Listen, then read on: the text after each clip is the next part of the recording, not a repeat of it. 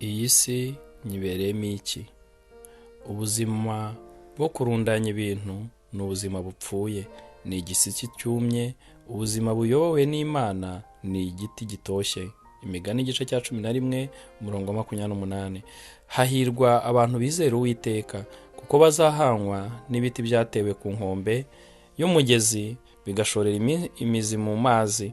Bene ibyo biti ntibizahangayikishwa n'icyokere cyangwa n'amezi menshi y'amapfa. Ibibabi byabyo bizahora bitoshye, bizahora byera, imbuto zabyo ziryoshye.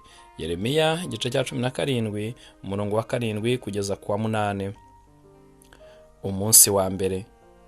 Mbere Nambere Imana. Kuko ibintu byose hadasigaye na kimwe, ari byo mu ijuru cyangwa ibyo mu isi, ibiboneka n'ibitaboneka, buri kintu cyaremwe nawe, kandi muri we niho bibonera ibisobanuro. Abakolosayi igice cya mbere umurongo wa 16. Nitubereho gukora ibyo wishakiye. Intego y'ubuzima bwawe isumba kure gushaka gusohoza imigambi yawe. Kugira amahoro y'umutima cyangwa kwishimira kubaho isumba kure umuryango wawe, umurimo ukora cyangwa ibyifuzo byawe n'ibyo wimirije imbere byose.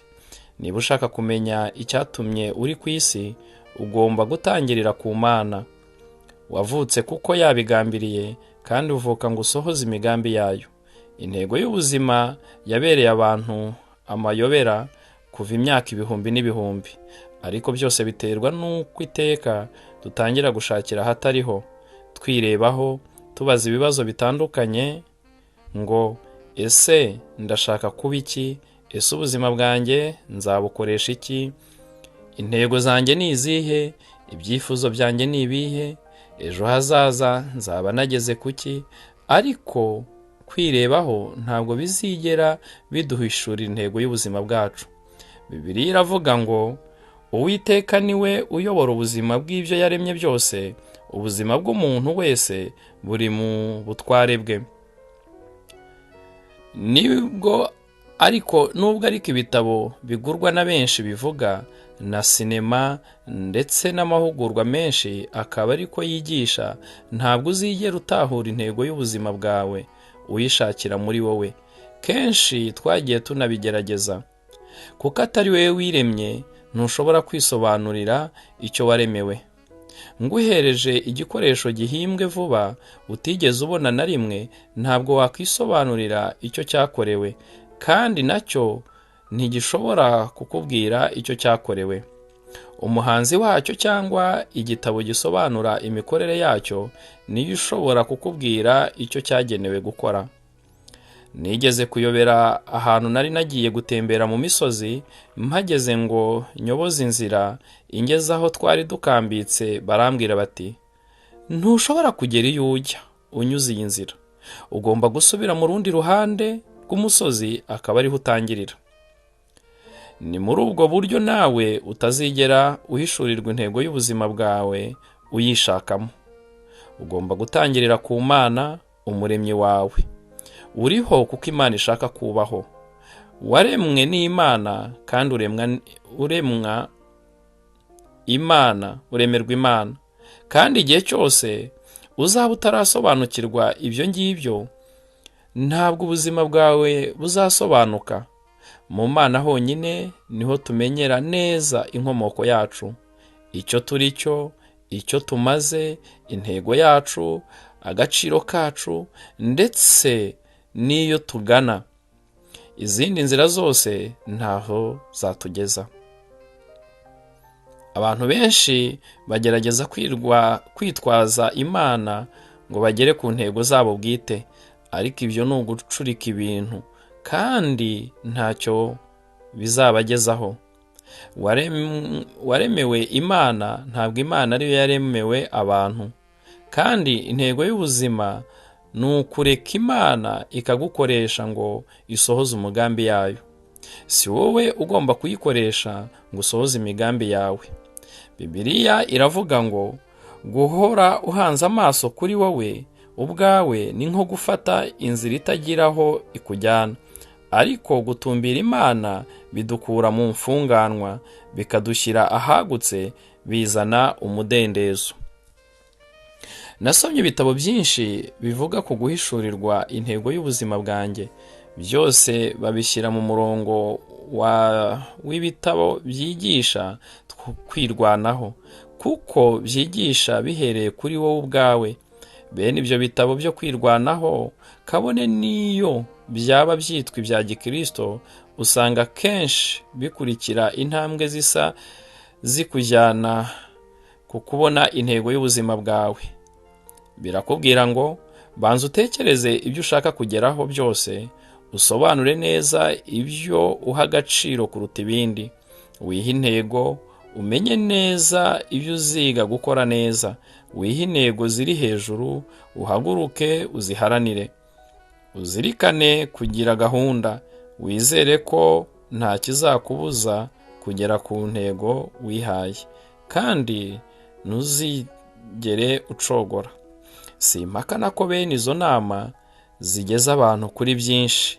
Intego yose wihaye mu buzima ushobora kuyigeraho uramutse ushyizeho umwete, ushyizeho umutima wawe wose.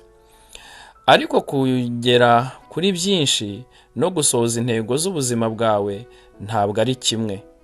Ushobora gusohoza intego zose wihaye ukaba ikirangirire kimenywa na bose mu maso y'isi, nyamara ukaba utarashoje intego Imana yari ifite ikurema.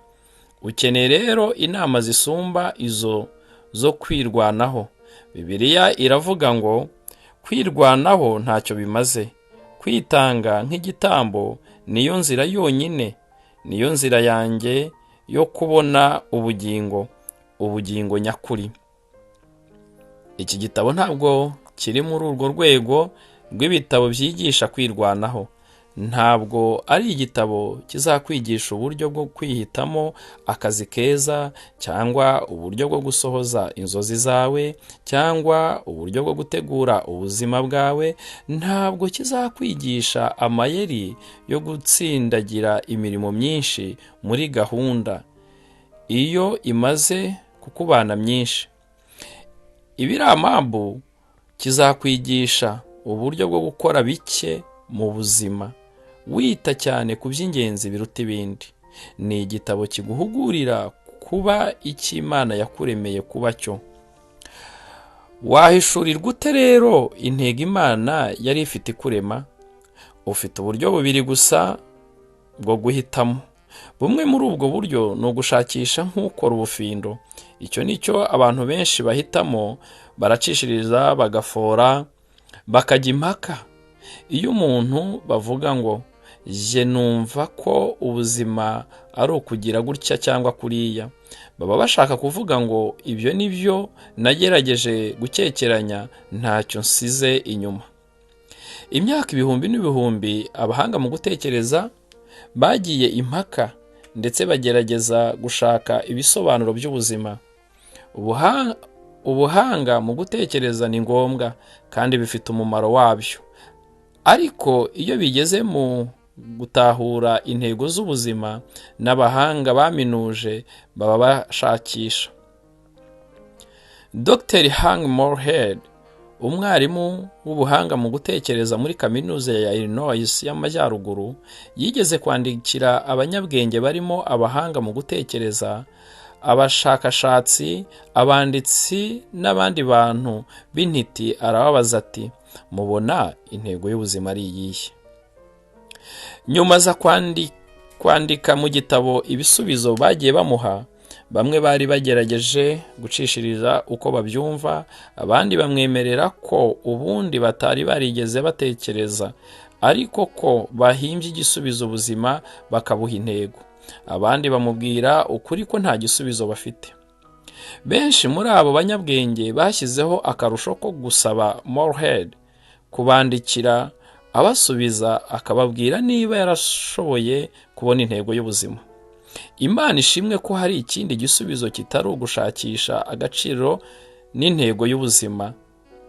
Igisubizo kibonerwa mu guhishurirwa.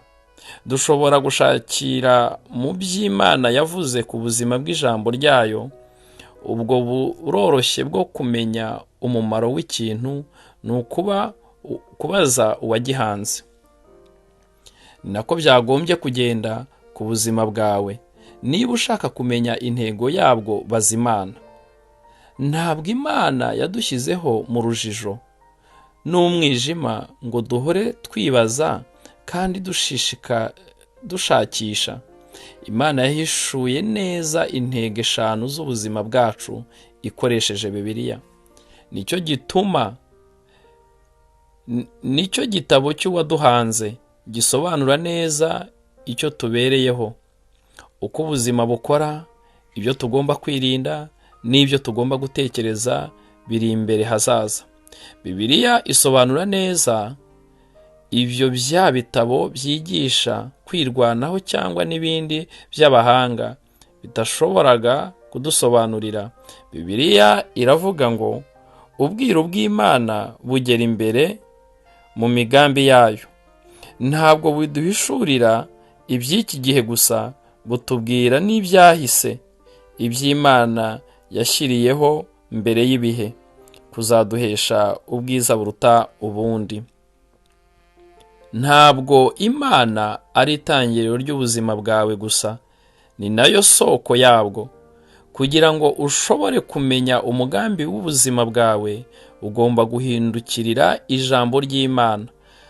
Aho gushakira mu bwenge bw'isi, ugomba kubaka ubuzima bwawe ku mahame adakuka y'ibihe byose, aho kwishingikiriza ku buhanga bw'abanyabwenge cyangwa kwiteramo ibitekerezo byiza cyangwa inkuru zo kwirema umutima.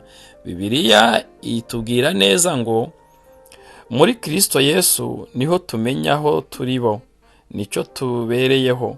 Kera tutari twumva n'ibya Kristo ngo duhabwe ibyiringiro yari yaraturemeye, itugenera kuzabaho mu bwiza ngo isohoze umugambi ikorera muri buri kintu na buri muntu. Uyu murongo uduhishurira nibura ibintu 3 ku ntego y'ubuzima bwawe. Icya mbere, umenya neza uwo uriwe n'intego y'ubuzima bwawe iyo ufitanye imibanire na Kristo Yesu.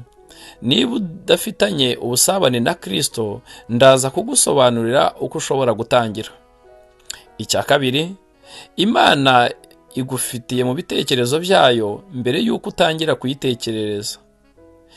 Imigambi yayo ku buzima bwawe yariho mbere y'uko usamwa mu nda. Imana yayiteguye mbere y'uko ubaho, itabanje kukugisha inama. Ushobora kwihitiramo akazi ukora, ukihitiramo uwo muzubakana urugo, ugahitamo uburyo ukoresha igihe cyawe, ndetse n'ibindi byinshi byerekeye imibereho yawe. Ariko ntabwo ushobora kwitoraniriza intego y'ubuzima. Icya gatatu, intego y'ubuzima bwawe iri mu rundi rwego rwa gahunda ndende ibyaremwe byose. Gahunda Imana yashyizeho isi itari yabaho. Nibyo iki gitabo kikubwira. Umwanditsi w'Umurusiya Andrei Bitov yakuriye mu butegetsi bwa gikomuniste bwahakanaga Imana, ariko umunsi umwe ubwo yari yihebye, Imana iramwihishurira. Yanditse ngo, ubwo nari maze kugira imyaka 27, ubwo nari muri gari ya moshi inyura munsi y'ubutaka metro ya Leningrad, ubu ariho hitwa St Peters, nafashwe n'ubwihebe burenze urugero, ku buryo numvaga ntinye ko ubuzima bwanjye burangiye. Nta kwizera ejo hazaza, nta kwizera kumva mfite agaciro. Ngiye kumva ntazi aho biturutse, numva amagambo anje mu mutwe ngo ubuzima budafite Imana ntibushobora kugira agaciro. Uko nagatangaye, ntangira kugenda nsubira muri iyo magambo, numva ayo magambo ampindukiye nk'urwego ruzamura abantu muri gari ya moshi rubajyana hanze. nyazamukiraho mpita ninjira mu mucyo w'Imana. Nawe ushobora kuba wumvaga uri mu mwijima mwinshi utazi intego y'ubuzima bwawe. Ishime unezerwe kuko uri hafi kwinjira mu mucyo. Umunsi wa mbere, gutekereza ku ntego y'ubuzima bwanjye. Ingingo yo kuzirikana: si imbereho gukora ibyo nishakiye. Umurongo wo gufata mu mutwe: byose byaremwe nawe kandi byose niwe byaremewe. Abakolosayi igice cya mbere umurongo wa 16b. Ikibazo cyo gutekerezaho: nubwo hari byinshi binkurura hirya no hino, nakora iki ngo mpore niyibutsa ko ubuzima nyakuri ari ukuberaho Imana aho kuberaho kwinezeza?